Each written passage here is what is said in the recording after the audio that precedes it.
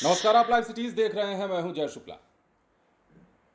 एक सवाल आपसे पूछता हूं, 17 साल की नौकरी में कोई भी थानेदार बिहार में कितना कमा सकता है? 10 लाख, 20 लाख, 25 लाख या 50 लाख या फिर 1 करोड़ रुपए? चलिए, आप में से कई लोग ये मान रहे होंगे कि 1 करोड़ बहुत कम है। जिस प्रकार बिहार में घूसखोरी और भ्रष्टाचार व्याप्त है, 2 करोड़ कमा लिए होंगे, 3 करोड़ कमा लिए होंगे। लेकिन आपको हम असली कहानी बताते हैं। बिहार का एक ऐसा भ्रष्ट थानेदार जिसकी कहानी अब निकलकर जब सामने आई है तो अच्छे अच्छे लोगों के होश फाख्ता हो गए हैं। हर कोई ये सोचने पर मजबूर हो गया है कि बिहार में इतना बड़ा काला बाजार आखिर कैसे एक्टिवेट होकर चल रहा था। बिहार के एक थानेदार जिसने 17 साल की नौकरी में 50 करोड़ की संपत्ति खड़ी कर ली और चाय की दुकान पर डील के पैसे रखवाता था, ताज होटल में ठहरने का शौकीन था, महंगे महंगे मोबाइल का शौकीन था। फिलहाल इसे लाइन हाजिर किया गया है, लेकिन यह थानेदार कैसे चर्चा में आया यह भी अपने आप में एक कहानी है। पिछले दिनों आपने देखा कि किशनगंज में एक एसडीपीओ जिनका नाम गौतम कुमार है, उनके खिलाफ दबिश दी गई। अब जब दबिश दी गई तो इनके भ्रष्टाचार की कहानी खुलकर सामने आ गई। परत दर परत खुलता गया और बाद में जब अनुसंधान किया गया, जब जांच का क्रम आगे बढ़ा तो एक थानेदार भी इस लिस्ट में आए। एक ऐसे थानेदार जिनकी पोस्टिंग खुद डीएसपी गौतम कुमार ने कराया था। दिन में 50 से 60 बार फोन पर बातें किया करते थे ये दोनों, और यही जो दोनों की मिली भगत है, ये दोनों इसी प्रकार पैसे कमाने का काम करते थे भ्रष्टाचार से। अब समझिए कि मामला कितना बड़ा होने जा रहा है। और अब जो है ईओयू इन्हें छोड़ने नहीं जा रही है। इनके खिलाफ वो सब कुछ होगा जो कार्रवाई के अधीनस्थ आता है। अब चलिए हम आपको कहानी बताते हैं। अगर आप ज्यादा कंफ्यूज हो रहे हो तो हम आपको बता दें, ईओयू ने किशनगंज के नगर थानेदार, जो कि अब लाइन हाजिर हैं, जिनका नाम अभिषेक कुमार रंजन है, उनके पटना, किशनगंज और सारण के 5 ठिकानों पर एक साथ छापेमारी कर दी।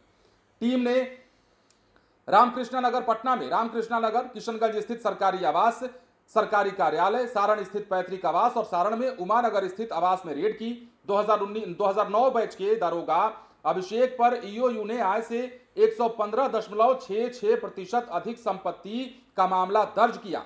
17 साल के करियर में थानेदार ने 50 करोड़ की चल अचल संपत्ति बनाई। बताया जा रहा है कि थानेदार डील होने पर कैश सीधे लेने के बजाय चाय की दुकान पर रखवाता था, जिसे बाद में दूसरी जगह भेजा जाता था। छोटी रकम चालक और मुंशी के जरिए वसूली जाती थी। अभिषेक रंजन का कनेक्शन किशनगंज के जमीन, बालू और शराब माफिया से रहा है। अभिषेक ने इन माफियाओं से मोटी रकम कमाई और जमीन जायदाद खरीदी, पत्नी के नाम पर भी और साले के नाम पर भी। किशनगंज से लगभग 100 किलोमीटर दूर पश्चिम बंगाल के सिलीगुड़ी में पत्नी के नाम पर लगभग 7 कट्ठा जमीन, साले के नाम पर जमीन और मकान खरीदे जाने की जानकारी मिली है। इसके अलावा पटना के रामकृष्णा नगर में उनका पहले से एक 2 मंजिला मकान भी है। अब देखिए कहानी कैसे आगे बढ़ी वो हम आपको बताएंगे, लेकिन उससे पहले जांच में यह पाया गया है कि थानेदार के पास बागडोगरा सिलीगुड़ी के दार्जिलिंग रोड पर 6 कट्ठा जमीन है। यह जमीन करीब 17 लाख रुपए प्रति कट्ठा की दर से खरीदी गई और इसके लिए 84 लाख रुपए कैश भुगतान की बात सामने आई। मुजफ्फरपुर के अहियापुर थाना क्षेत्र के चंदवारा में साल 2015 में 3 कट्ठा जमीन खरीदी गई थी। तलाशी में अभिषेक रंजन और उनकी पत्नी के बैंक खातों में लगभग 8.5 लाख रुपए कैश मिले। इसके अलावा एलआईसी में सालाना करीब 1 लाख रुपए निवेश, म्यूचुअल फंड और शेयर में लगभग 20 लाख रुपए निवेश के सबूत मिले हैं। अब देखिए क्या क्या मिला है इनके आवास से छापेमारी में। पटना के रामकृष्णा नगर पिपरा रोड में 5.5 डिसमिल जमीन पर बनी G+3 मकान, इनमें प्राइवेट स्विमिंग पूल भी बना है। इसे बनाने में करीब 2 करोड़ खर्च किए गए हैं।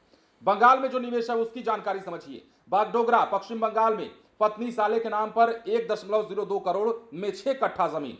पैतृक आवास सारण छपरा में पैगा गांव में पैतृक घर बनाने में 50 लाख रुपए खर्च किए।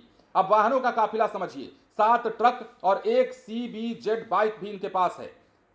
बड़े बेटे का सिलीगुड़ी के दिल्ली पब्लिक स्कूल में 2.50 मतलब 2.5 लाख रुपए देकर एडमिशन हुआ। सिलीगुड़ी और बागडोगरा में कई अन्य जमीन जायदाद के कागजात भी बरामद किए गए हैं। अब देखिए कनेक्शन इनका क्या रहा। किशनगंज के निलंबित एसडीपीओ गौतम कुमार का अभिषेक रंजन काफी करीबी थानेदार था। गौतम ने किशनगंज रह चुके एक एसपी से कहकर अभिषेक की पोस्टिंग वहां टाउन थाने में कराई थी। शराब, जमीन और बालू माफियाओं के साथ गौतम और अभिषेक ने मिलकर काली कमाई की। जहां गौतम ने निवेश किया वहां अभिषेक ने भी किया।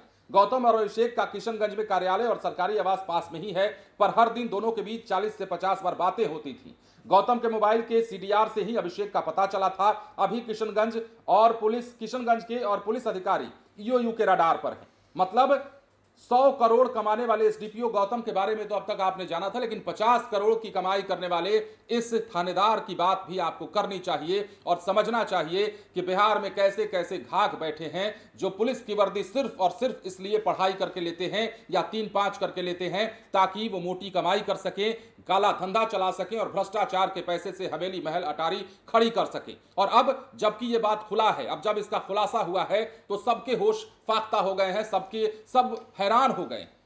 मतलब एसडीपीओ से कनेक्शन समझिए क्या है इसका। इस थानेदार को एसडीपीओ ने पोस्टेड कराया किशनगंज में और दोनों ने मिलकर काली कमाई का जरिया खोजा। उसके बाद दोनों काली कमाई करने लगे और इस थानेदार ने जो है 50 करोड़ की संपत्ति 17 साल में खड़ी कर ली। हमने पूछा था ना कि 17 साल में कोई थानेदार कितना कमा सकता है बिहार में। अब समझ में आया कि कैसे कैसे खेल चल रहे हैं बिहार में और कितना भ्रष्टाचार जो है बिहार में व्याप्त है। अब भ्रष्टाचार की इन जड़ों को खोदने का वक्त आ गया है। अब भ्रष्टाचारियों की कलई को खोलने का वक्त आ गया है और समय रहते यदि इन पर नकेल नहीं कसा गया, इस भ्रष्टाचार को बिहार में यदि नहीं रोका गया तो आने वाले सालों में बिहार की स्थिति बद से बदतर हो जाएगी और इसे कोई रोक नहीं सकता। बने रहे लाइव सिटीज के साथ। धन्यवाद।